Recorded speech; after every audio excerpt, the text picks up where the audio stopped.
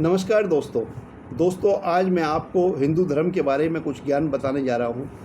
काफ़ी पुराना धर्म है सनातन धर्म, जिसके बारे में मैं जितना कहूँ उतना ही कम है, लेकिन जो भी मैं जानता हूँ वो मैं आपको बताऊँगा ताकि आप वो सारी चीज़ें अपने बच्चों को बता सकें और हमारे बच्चों को अपने धर्म के बारे में कुछ ज्ञान की प्राप्ति हो। उन्हें अपने धर्म के बारे में क्या क्या प्रमुख चीज़ें होती हैं और किस तरह से धर्म को अपनाते हैं और उसके लिए क्या क्या प्रमुख सिद्धांत हैं हिंदू धर्म के, वो सारी चीज़ें बताऊंगा। दोस्तों, वीडियो शुरू करने से पहले आपसे एक दरख्वास्त है, रिक्वेस्ट है कि आपने अभी तक हमारा चैनल सब्सक्राइब नहीं करा तो प्लीज़ सब्सक्राइब करें और इस तरह की ज्ञानवर्धक जो भी चीज़ें हम आपको बता सकते हैं वो टाइम टू टाइम आप तक मिले, इसके लिए बेल आइकन बटन ज़रूर दबा दें। दोस्तों, सनातन धर्म संपूर्ण पृथ्वी पर छाया हुआ था। शुरुआत में सनातन धर्म ही जब से सृष्टि शुरू हुई है तब से सनातन धर्म है। और इसके अलावा भी दोस्तों एक चीज़ और है, हमारे धर्म में संपूर्ण पृथ्वी पर था, क्योंकि हम लोग पृथ्वी पर यकीन नहीं करते, हम लोग तो ब्रह्मांड पर यकीन करते हैं। हमारे ग्रंथों में बार बार ब्रह्मांड का जिक्र किया गया है। ब्रह्मांड का मतलब यह है कि हमारा जैसा सूर्य है, हमारी पृथ्वी है, इस तरह की हजारों आकाश गंगाएं संपूर्ण ब्रह्मांड में हैं। हजारों सूर्य हैं जिनके करोड़ों करोड़ जिनके ग्रह और नक्षत्र उनके चक्कर लगाते रहते हैं। इस तरह से संपूर्ण ब्रह्मांड में हम यकीन रखते हैं।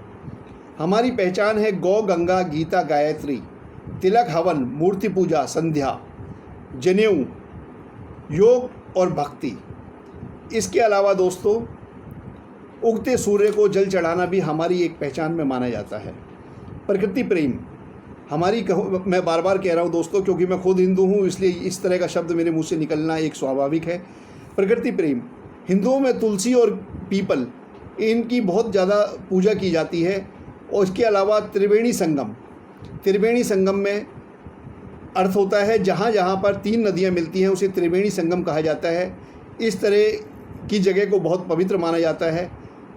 गंगा की हमारे हिंदुओं में बहुत ज़्यादा वैल्यू है, हम उन्हें गंगा माँ कहकर पुकारते हैं।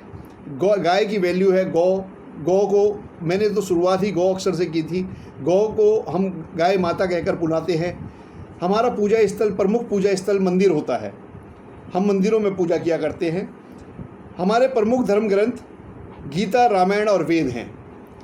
इसके अलावा दोस्तों परमात्मा कहा जाता है जो सब कुछ है, निराकार भी है, साकार भी है, ओम भी है।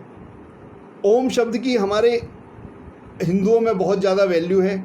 ओम से ही सब कुछ निकला है। ओम निराकार ईश्वर का प्रतीक मानकर उसकी पूजा की जाती है। ब्रह्मा, विष्णु, महेश, दुर्गा, लक्ष्मी, सरस्वती, पार्वती, ये प्रमुख परमात्मा हमारे यहाँ माने जाते हैं। इसके अलावा इनके अवतार हुए हैं समय समय पर, जैसे भगवान कृष्ण ने गीता में कहा है यदा यदा ही धर्मस्य ग्लानिर्भवति भारत अभ्युत्थानम अधर्मस्य तदात्मानं सृजाम्यहम् परित्रणाय च साधूनां विनाशाय च दुष्कृतां धर्म संस्थापनार्थाय संभवामि युगे युगे। इसका मतलब यही हुआ कि जब जब धर्म की हानि होती है तब तब मैं अवतार लेता हूँ। इस प्रकार से विष्णु भगवान ने 11 अवतार लिए, जिनमें परशुराम, राम और कृष्ण ये उनके प्रमुख अवतारों में से हैं। भगवान परशुराम, भगवान राम और भगवान कृष्ण। इसके अलावा शिव के कई अवतार हुए हैं, जिनमें से हनुमान जी उनके प्रमुख अवतार हैं। भगवान शिव के 21 रुद्र अवतार हुए। भगवान हनुमान जी ऐसे देवता हैं दोस्तों जिन्हें हम ये मानते हैं कि वो हमेशा सब चारों युगों में जीवित रहेंगे और उनकी कभी मृत्यु नहीं होती, वो अजर अमर देवता हैं। तो दोस्तों ये हनुमान जी के बारे में मैं बता रहा था। इसके अलावा हमारे यहाँ कई देवता हैं, जिन देवताओं में देवराज इंद्र उनके राजा हैं। प्रथम पूजनीय देवता गणेश जी हैं जो भगवान शिव के पुत्र हैं और इन्हें संपूर्ण विश्व में इन्हें कल्याणकारी देवता माना जाता है। इन्हें ये माना जाता है ये विघ्नहर्ता है और सभी देवताओं से पहले इनकी पूजा करनी चाहिए। हमारे हिंदू धर्म ग्रंथों में कभी भी कोई भी पूजा शुरू होती है तो सबसे पहले भगवान गणेश की पूजा की जाती है ताकि किसी भी तरह का कोई विघ्न बाधा उत्पन्न ना हो। देवों के सेनापति हमारे यहाँ कार्तिकेय हैं, कार्तिकेय नाम के देवता जो भगवान शिव के पुत्र हैं और वो देवों के सेनापति हैं। प्रमुख ग्रंथ हमारे यहाँ गीता, रामायण और वेद हैं। गीता भगवान कृष्ण ने स्वयं अपने मुख से बोली थी। महाभारत के युद्ध में अर्जुन को गीता संदेश सुनाया था और ये गीता तब से बहुत प्रचलित है। विश्वास दोस्तों, हम विश्वास रखते हैं सत्य, अहिंसा, प्रेम, दया और क्षमा में। इसका अर्थ ये है, सत्य, अहिंसा, प्रेम, दया और क्षमा ये हर प्राणी मात्र में होनी चाहिए। जिस इंसान में ये नहीं है वो इंसान कहलाने के लायक नहीं है, इस तरह से हम मानते हैं। हालांकि ये भी चीज़ है कि अहिंसा से ही काम नहीं चलता। भगवान कृष्ण ने गीता में कहा है कि धर्म की रक्षा के लिए आपको शस्त्र उठाना, जब ज़रूरत पड़े उठाना चाहिए। उसका अर्थ यही है, उस धर्म की रक्षा में वो धर्म यही कहता है कि सत्य, अहिंसा, प्रेम, दया और क्षमा। दुष्ट प्राणी इन पे आघात करते हैं, इस वजह से हथियार उठाना पड़ता है, ये भगवान कृष्ण ने कहा है गीता में। अब इसके अलावा दोस्तों, हमारे यहाँ अहिंसा तो है, लेकिन इसके अलावा कई जगह शुरुआत में बलि प्रथा भी थी। जय माँ भवानी बोलकर कई जगह पे वो माँ काली को बलि प्रथा दी जाती थी, और ये शायद आज भी कई जगह पर है, लेकिन ये शुरुआत में बलि प्रथा काफ़ी हद तक थी। इसके अलावा ध्वजा, हमारे यहाँ केसरिया रंग की ध्वजा है। केसरिया या लाल रंग की ध्वजा होती है, जो त्रिकोण होती है। एक त्रिकोण हो सकता है या उसमें दो त्रिकोण हो सकते हैं। इस तरह की हमारे यहाँ ध्वजा है। युद्ध घोष, हिंदुओं में युद्ध घोष है, जयकाराय वीर बजरंगी, हर हर महादेव, जय बजरंगबली, दुर्गा माता की जय, जय शिवाजी, जय भवानी, जय माँ भवानी। और इस तरह के युद्ध घोषों को बोलते हुए हमारे जय बद्री विशाल, इस तरह के युद्ध घोषों को बोलते हुए हमारे सैनिक दुश्मनों पर टूट पड़ते हैं और उन्हें मृत्यु के घाट पहुंचा देते हैं। हिंदुओं में दोस्तों 4 तरह की जाति प्रथा भी रही है। जाति प्रथा में शुरुआत में ये था कि जब वो बिल्कुल शुरुआत हुई तो उस वक्त सप्तऋषि और मनु से ही हम सभी लोगों की उत्पत्ति हुई है। और शुरुआत में माना जाता था कि राजा और ऋषि, इनकी कोई जाति नहीं होती, क्योंकि राजा के लिए सभी जाति के हर तरह के लोग, जितनी भी उसकी प्रजा है, वो पुत्र समान है, और उनकी रक्षा करना और उनको सद्मार्ग पर चलाना, पूरे शासन में उनका लालन पालन करना, ये राजा का प्रथम कर्तव्य होता था। और ऋषियों के लिए कहा जाता है कि ऋषि की कोई जाति नहीं होती, ऋषि का सिर्फ एक ही धर्म होता है, वो है अपने धर्म का प्रचार करना और लोगों के अंदर सत्य, अहिंसा, प्रेम, दया, क्षमा, इस तरह की चीज़ों को बताना, उन्हें अपने धर्म की अच्छाइयों के बारे में बताना। इसके अलावा भी कई चीज़ें होती हैं, जैसे पुराने ज़माने में जो ऋषि मुनि होते थे, जो आजकल जैसे साइंटिस्ट हैं, इसी तरह से वो लोग तरह तरह के प्रयोग किया करते थे जन कल्याण के लिए, और उन पर उस तरह की रिसर्च किया करते थे। अब दोस्तों, उसके अलावा जो हमारे यहाँ जातियाँ बनी, वो ब्राह्मण, क्षत्रिय, वैश्य, शूद्र।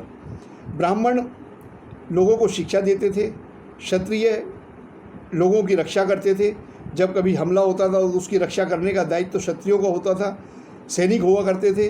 वैश्य जो व्यापार किया करते थे, देश की समृद्धि में योगदान किया करते थे। शूद्र जो तरह तरह के मैन्युफैक्चरिंग के काम किया करते थे, हर तरह की मैन्युफैक्चरिंग ये किया करते थे, तो इन्हें शूद्र कहते थे, और ये सेवा भी किया करते थे।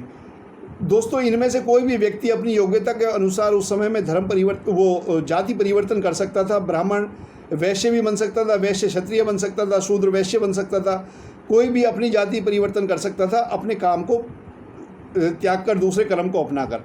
कर्म के आधार पर जाति बदल जाती थी, लेकिन आज के ज़माने में वो चीज़ नहीं है। बाद में हुआ ये कि धीरे धीरे परिवारवाद इस जातिवाद में घुस गया, और इस परिवारवाद में जैसे कोई वैश्य है जिसने काफ़ी धन दौलत इकट्ठी कर ली है, तो उसने कोशिश करी कि भाई वो अपने बेटे को भी वैश्य ही बनाए, क्षत्रिय बनाकर सेना में भर्ती ना करे, और ब्राह्मण बनाकर पूजा पाठ में ना लगाए।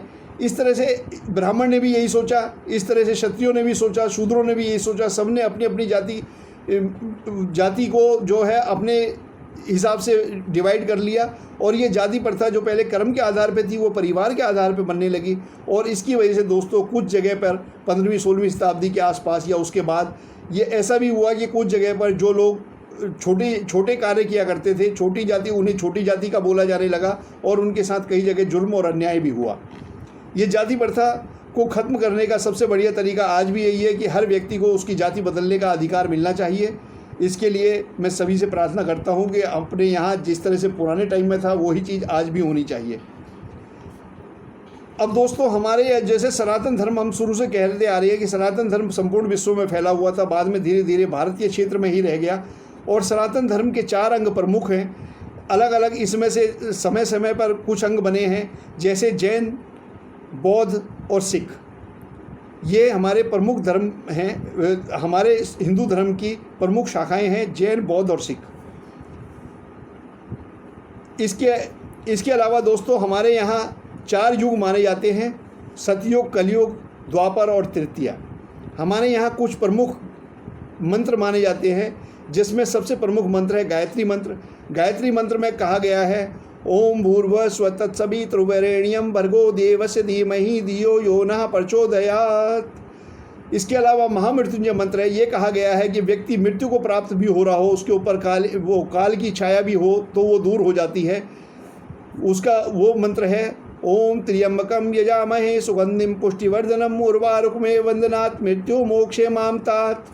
इसके अलावा शक्ति मंत्र है, जैसे या देवी सर्वभूतेषु शक्ति रूपेण संस्थिता नमस्तस्यै नमस्तस्यै नमस्तस्यै नमो नमः सर्वमंगल मांगल्ये शिवे सर्वार्थ साधिके शरण्ये त्र्यंबके गौरी नारायणी नमस्तुते।